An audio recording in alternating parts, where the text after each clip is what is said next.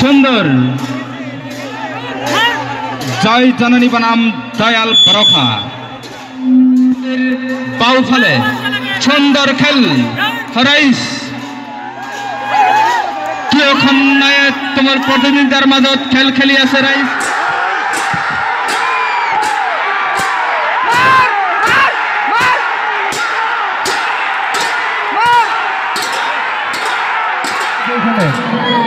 দুয়োখন নামে খুব সুন্দর খেলতে গেছে নদীর দুয়ো পারে খুব উৎসাহ নাও খেল প্ৰতিযোগিতাত অংশগ্ৰহণ কৰি নিজকে যথেষ্ট আনন্দ মানিছো স্মাৰ্ট কাটিমি গাঁও পঞ্চায়তৰ অন্তৰ্গত আৰু এই জাউকাটা অঞ্চলত এই নাও খেলে ভৱিষ্যতত ছয়গাঁও আৰু চমৰীয়া আৰু বকো প্ৰত্যেকটো ঠাইকে সামৰিব সাংস্কৃতিক ক্ষেত্ৰত লোক সংস্কৃতিৰ ক্ষেত্ৰত এজনে আনজনৰ মাজত মিলা প্ৰীতিৰ ক্ষেত্ৰত মই ভাবো এই খেলখনে অনাগত ভৱিষ্যতত আমাৰ নাও খেলৰ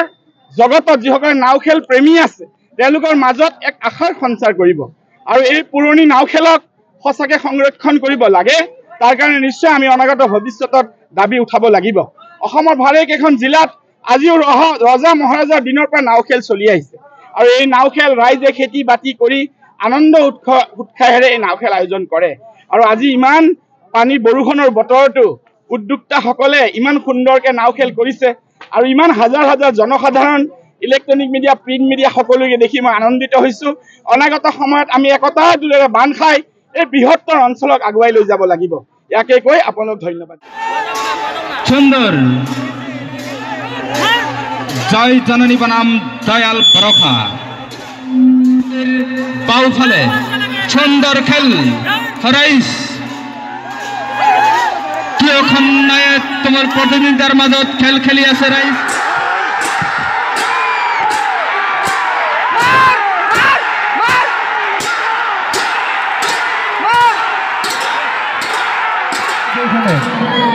দুয়োখন নামে খুব সুন্দর খেলতে গেছে নদীর দুয়ো পারে খুব উৎসাহ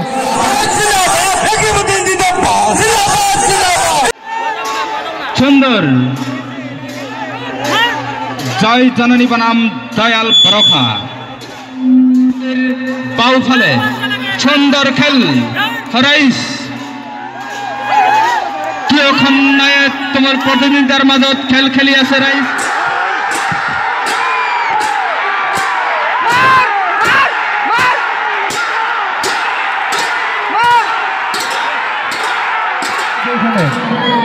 দুয়োখন নামে খুব সুন্দর খেলতে গেছে নদীর দুয়ো পারে খুব উৎসাহ